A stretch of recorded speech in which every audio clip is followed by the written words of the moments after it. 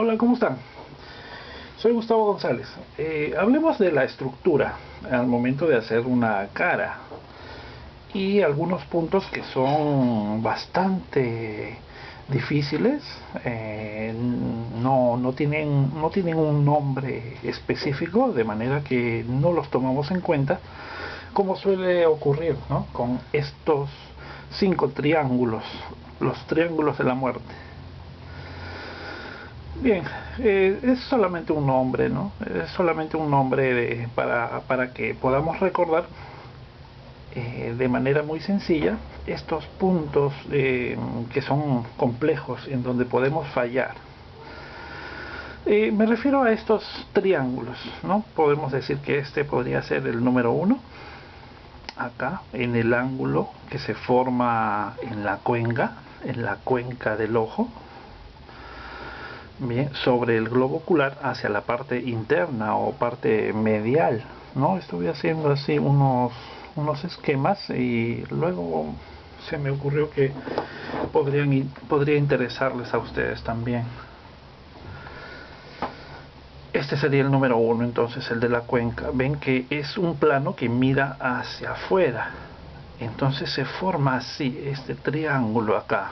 Hay que tenerlo presente. Es diferente al resto de la piel, que viene así hacia la parte media y la parte externa, y el globo ocular está aquí representado por el ojo cerrado, el lacrimal, aquí entonces el párpado. Bien, este sería el primer triángulo. Luego tenemos acá bajando por la nariz. Voy a sostener esto mejor, perdón. Tenemos los huesos nasales, forma entonces un plano la nariz. Esta parte es dura, se forma el caballete, esta parte ya es más blanda y se forma este triángulo acá. Bien, este triángulo sobre la aleta de la nariz hacia la parte media. Bien, está compuesto en parte por cartílagos y piel que viene hacia en la parte del plano profundo, el plano que está aquí lateral, ¿no? Plano lateral. Este es el plano frontal que nos mira del rostro. Y este triángulo entonces es un plano inclinado que mira hacia el lateral, ¿no? Esta parte es de cartílagos, acá también entonces tiene cartílagos la parte de acá abajo, ¿no? Los cartílagos superiores y los cartílagos inferiores. Bien, son como plaquetas, ¿no?, que le dan la forma fuerte a la bolita de la nariz y en la parte baja, ¿no?, también.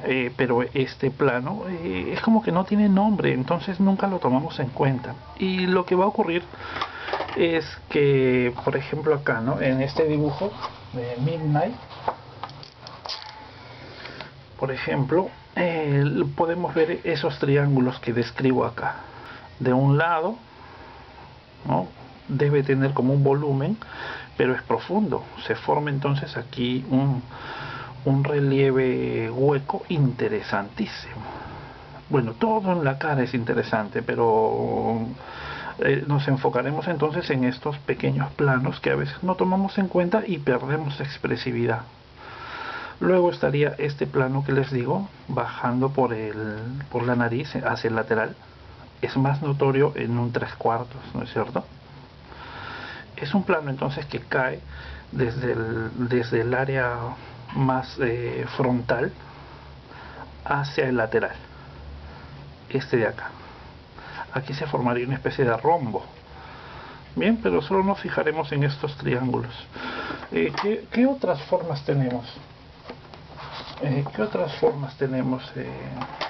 ¿Qué otros triángulos? Está este triángulo del lateral, debajo del malar, ¿no es cierto?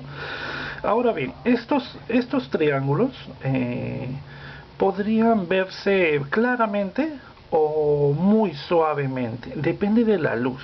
Y claro, también depende de si el individuo tiene esos planos notoriamente, porque podría ser que no, podría ser que sea una persona que tenga un rostro muy llano y no forma relieves notorios. Bien, pero todo se hace muy evidente cuando la luz es fuerte, como en una luz del sol, en la playa o tal vez, y que venga muy desde arriba. ¿Se dan cuenta, no? Pero si nosotros fuéramos ciegos y pudiéramos tocar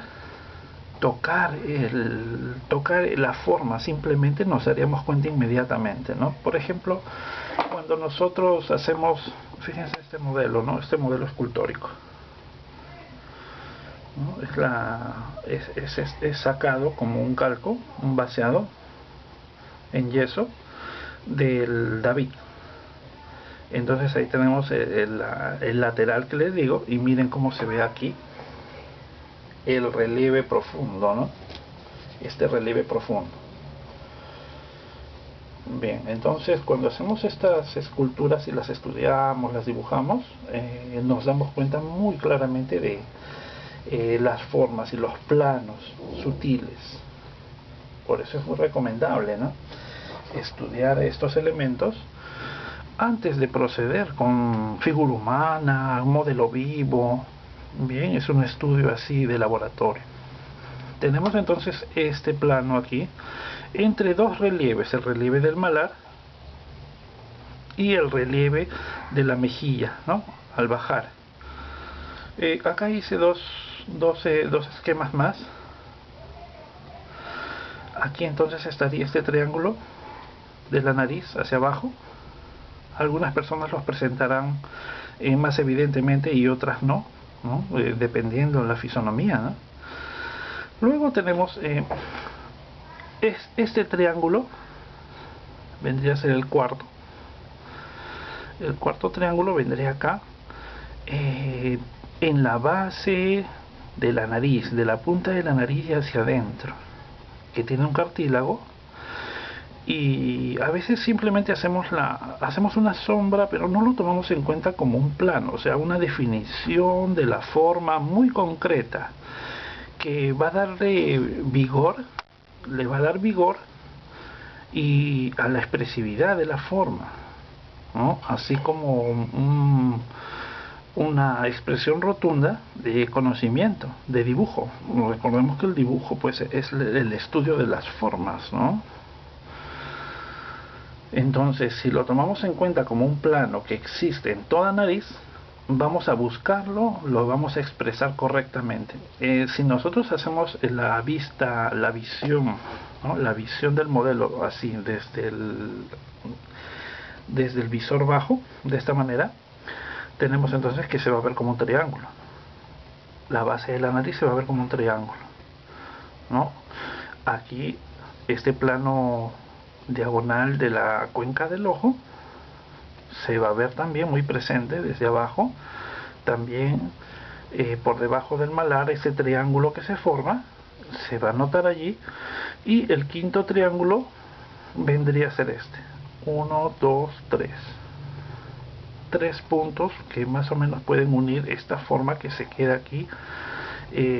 Al poder observar nosotros la cabeza en relación al cuello, y esto vendría a ser la base del maxilar inferior. Esta vendría a ser la tráquea, ¿no? Aquí a las clavículas. Ojo que, es decir, atentos que las orejas entonces estarían de este lado, así de bajas, ¿no es cierto? A ver, por ejemplo, tengo mi cabeza de didáctica de ayuda. Aquí podemos ver claramente los planos, estos triángulos a que me refiero. ¿Se dan cuenta?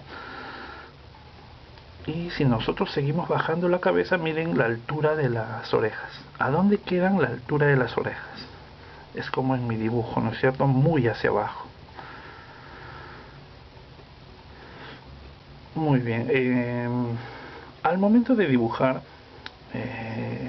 muchas veces nos olvidamos de la estructura y los ejes, es decir, nos distraemos en el detalle y no observamos la forma general.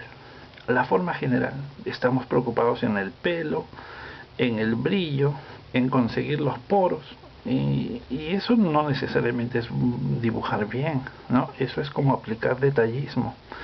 Pero este detallismo puede ser como fuegos artificiales para que no veas la estructura más general. Bien, entonces, mucho cuidado con esos aspectos, ¿no? Es una recomendación de dibujante. De dibujante que ha fallado muchas veces, entonces he tenido que reestructurar mi manera de ver las cosas simples como un rostro por diferentes aspectos, ¿no? Ahora, por ejemplo, la anatomía también es importante la anatomía. Con ello vamos a conseguir elaborar productos, es decir, retratos que tengan más contundencia en estos aspectos rígidos, sólidos. Bien, este es mi retrato que estoy haciendo de Assange. Me falta todavía terminar algunos aspectos en estos planos, ¿no?, de los que estamos hablando, sutileza y algo más de contraste en ciertas partes para ya determinar la composición final. Pero la estructura, fíjense, ¿no?, qué importante que es, qué importante que es, ¿no?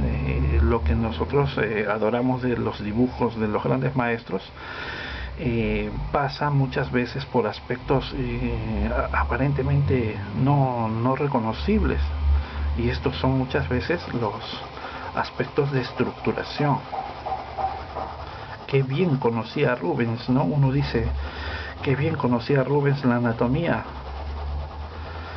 Y sí, pero él se preocupaba por hacer una demostración de estructura, de forma en cada anatomía que él hacía, con el añadido de su estilo sensual, ¿no?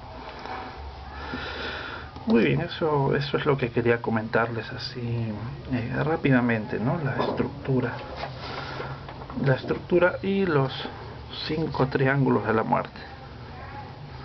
No vayamos a caer en ellos. Un abrazo para todos, ¿no? Hay un curso de retrato estructural y de figura estructural en Artefigura. Se los recomiendo bastante. Un abrazo, sigan dibujando. Hasta luego.